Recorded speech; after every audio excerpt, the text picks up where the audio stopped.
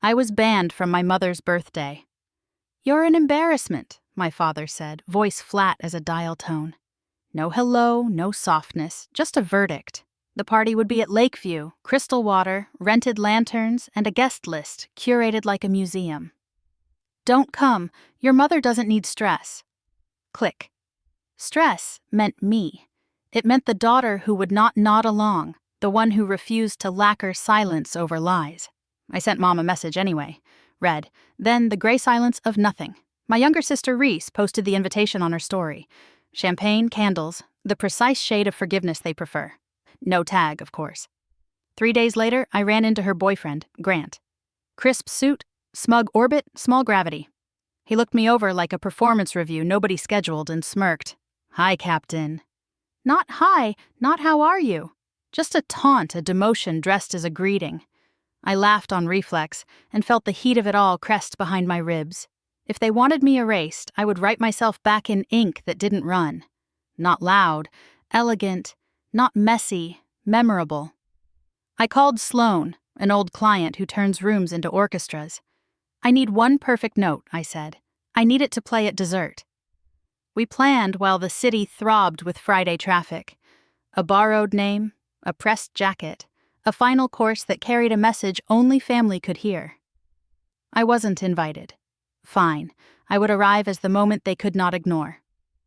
On the afternoon of the party, Sloan handed me the pressed jacket and a place card inked Marina Vale.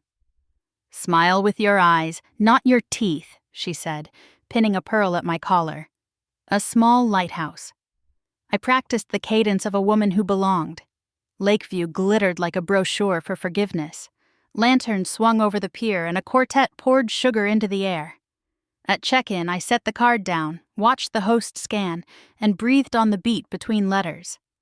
"Welcome, Miss Vale." The rope lifted. Inside, I moved as if I were music.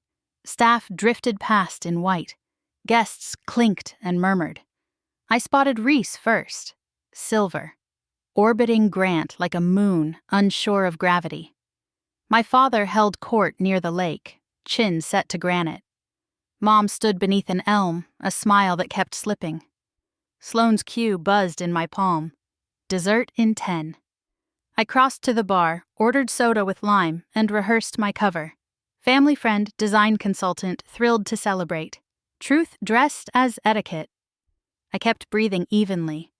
Grant brushed my elbow. "Marina, right?" I let my gaze wash him like tide. "Right." He leaned closer. "You look familiar." "I get that," I said, and drifted away, leaving him a puzzle with one piece missing. The quartet softened. Servers rolled out the cake like a ship. My pearl caught the balcony light, and right on cue, began to sing. The pearl wasn't jewelry, it was a speaker, paired to a file Sloan mixed from my voice in the quartet's key. As the cake halted before my mother, a tremolo trembled through glassware. And then my voice unfurled. "Happy birthday, Elaine, I'm here." Faces lifted, scanning the rafters, the lake, the air. I stepped onto the balcony rail, visible and uninvited. "I won't make a scene," I said. "I'll make an ending." I told the truth we varnished.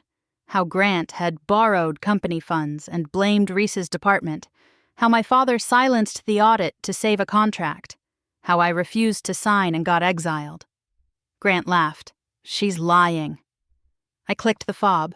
The pearl answered with recordings. Grant cornering a junior accountant, my father ordering the halt. Not gossip, evidence. The quartet stopped playing. Wind combed the lake.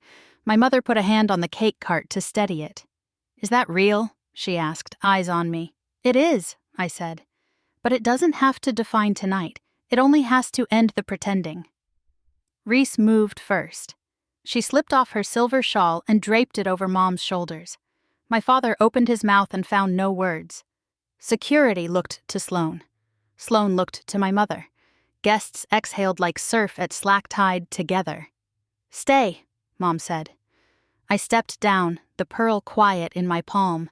And finally, we celebrated for real. Thank you for watching.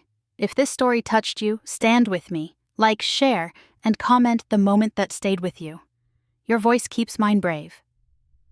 Save this for a hard day. Subscribe for more, and share with someone who needs courage tonight. I'll be in the comments to listen back.